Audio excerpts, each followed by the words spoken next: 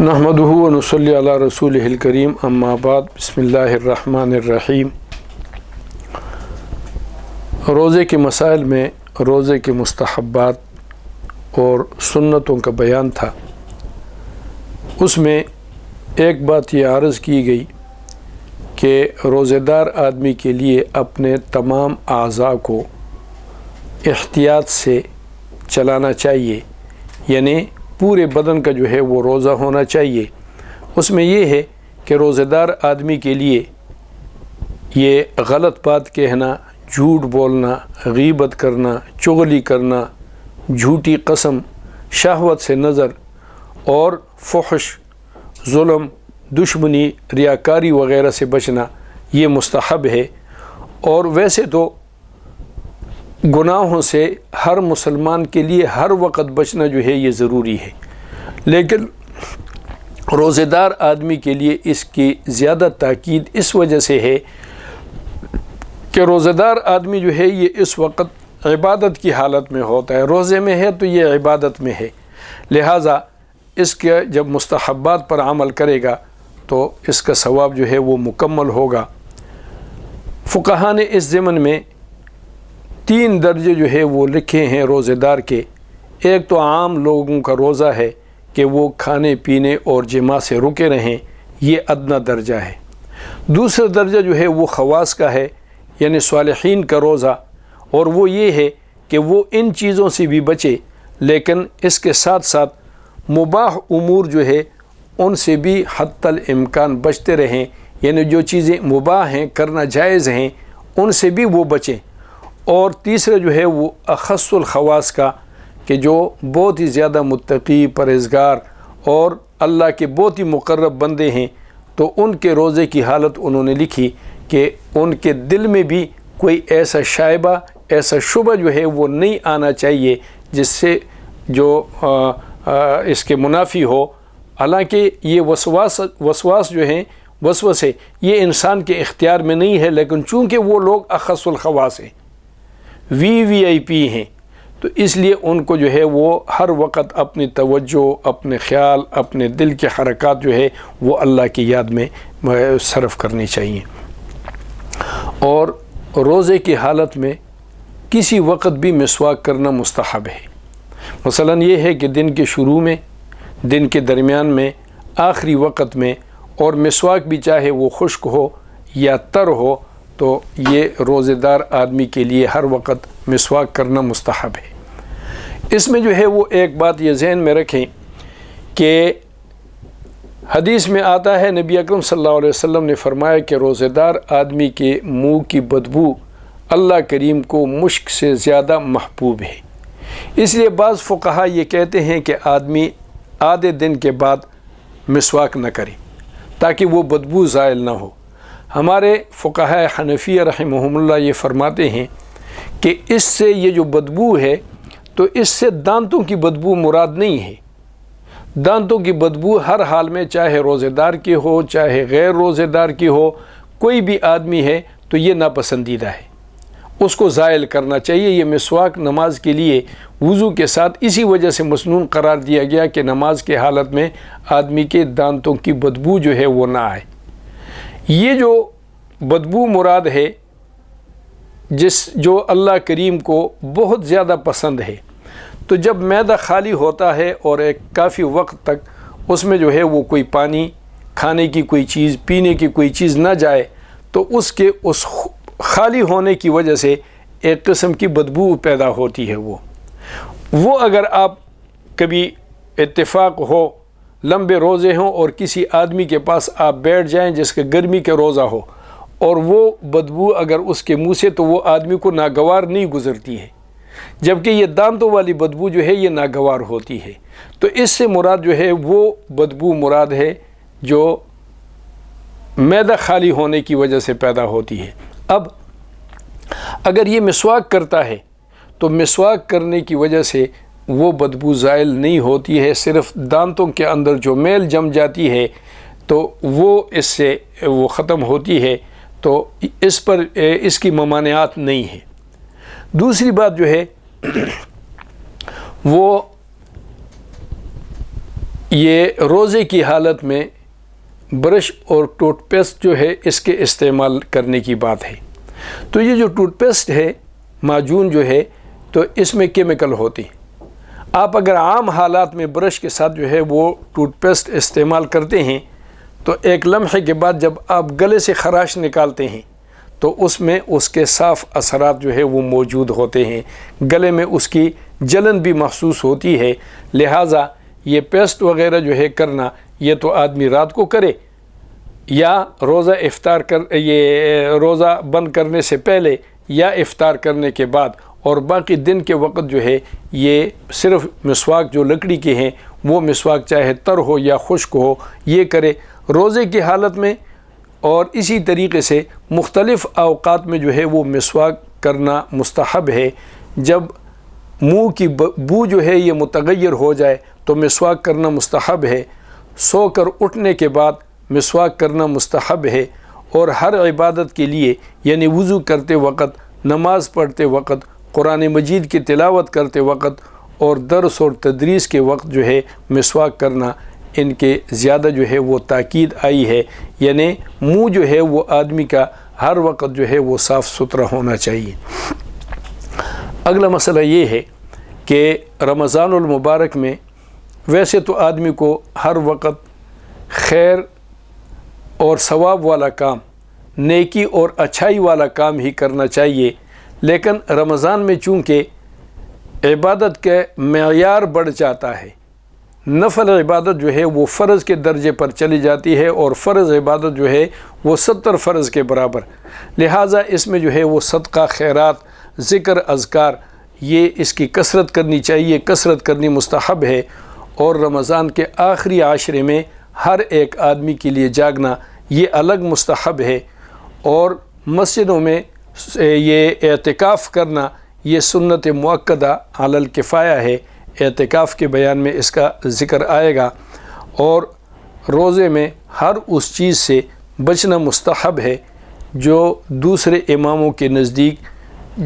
روزہ فاسد ہو جاتا ہے اس سے، اور احناف کے نزدیک اس سے روزہ فاسد نہیں ہوتا۔ مثلا یہ ہے کہ اگر امام شافعی، امام احمد ابن حنبل، امام مالک رحمہم اللہ کے نزدیک اگر کسی چیز سے روزہ متاثر ہوتا ہے اور حنفیہ کے نزدیک وہ متاثر نہیں ہوتا، تو یہ نہیں ہے کہ آدمی وہ کام کرتے جائے، بلکہ اس سے جو ہے وہ بچنا بھی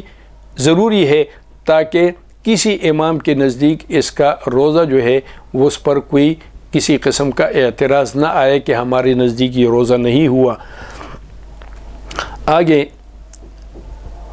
ان چیزوں سے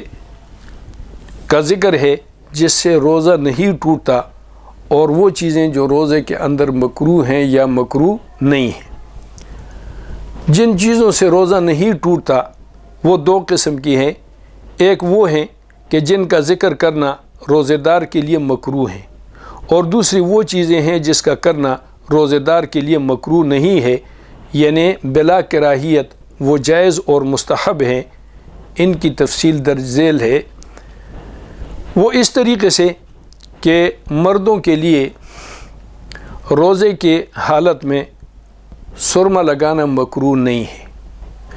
عورتوں کے لیے تو مطلقاً نہیں ہے، وہ جس وقت مرضی ہے، کیونکہ ان کے جسم کا زیب و زینت کا ایک حصہ ہے یہ۔ لیکن مردوں کے لیے بھی روزے کی حالت میں خوشبو لگانا سرما لگانا مکروہ نہیں ہے، چاہے وہ خوشبو والا ہو یا بغیر خوشبو کے ہو، جس قسم کا سرما بھی ہو وہ علاج کے طور پر لگائے، زینت کے قصد پر نہ لگائے، تو دوائی کے طور پر لگائے تو یہ جو ہے اس کے لیے مکروہ نہیں ہے۔ اور اس میں یہ ہے کہ اگرچہ اس سرمے کا ذائقہ آدمی کے حلق میں محسوس ہو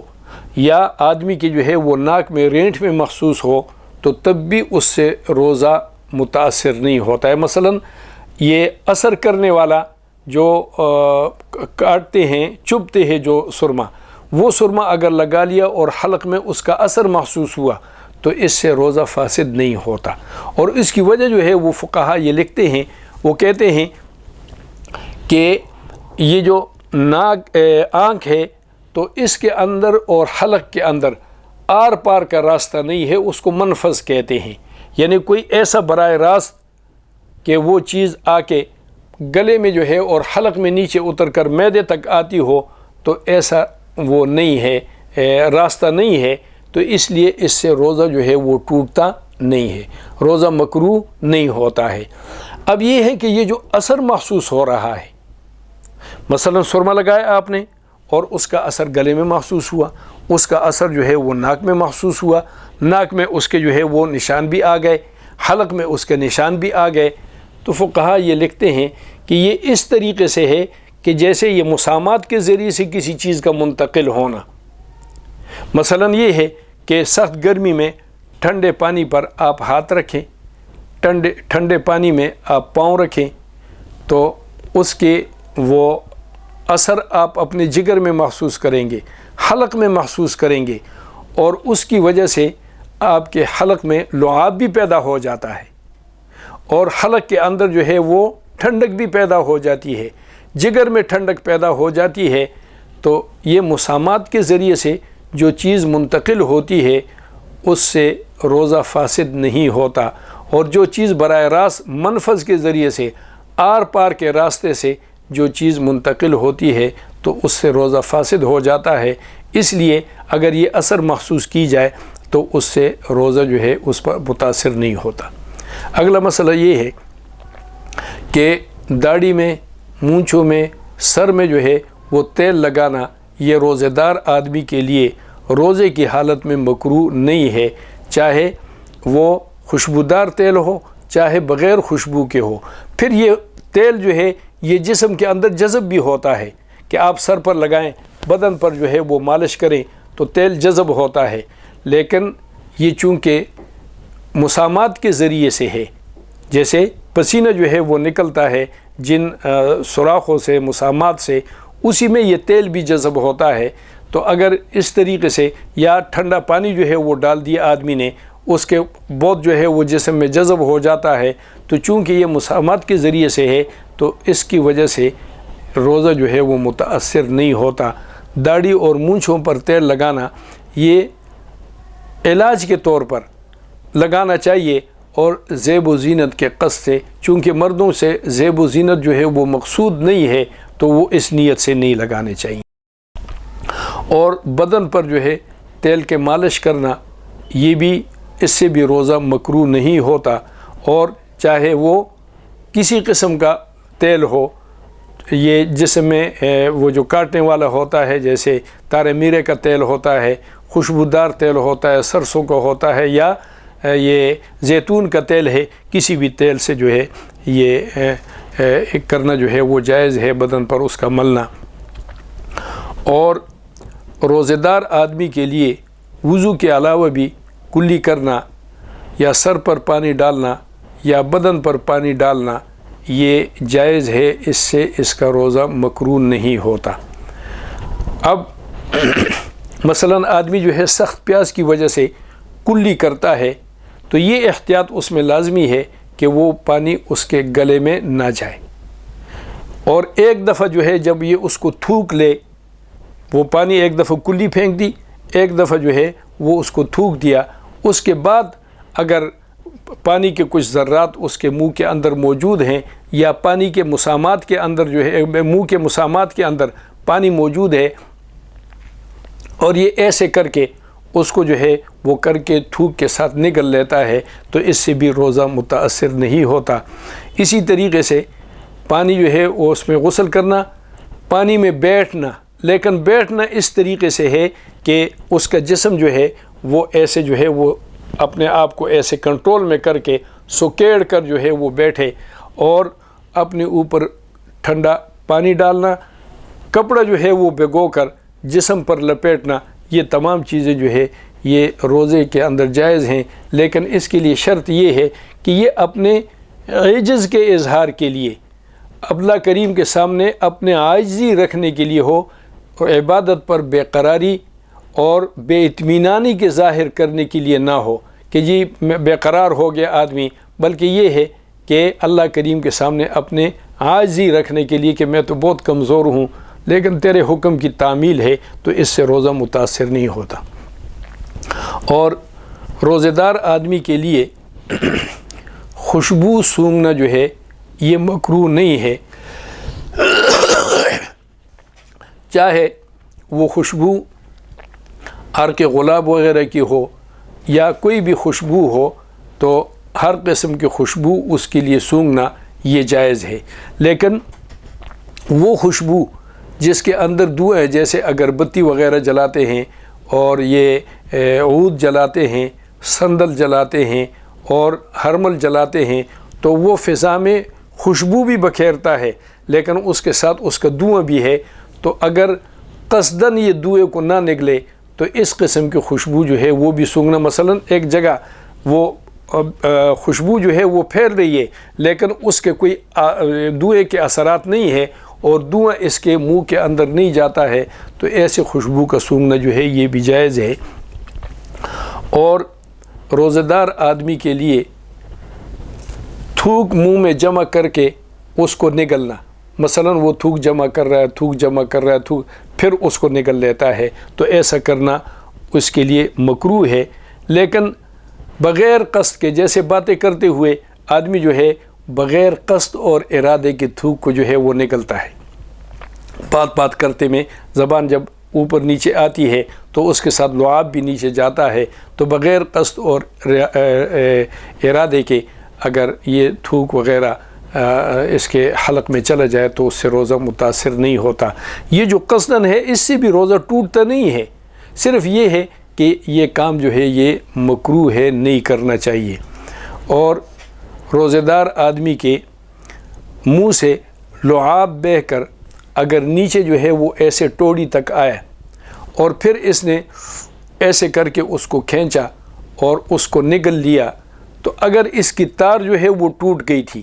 یعنی لعاب آیا یہاں اس پر لگ گیا اور وہ لعاب اس نے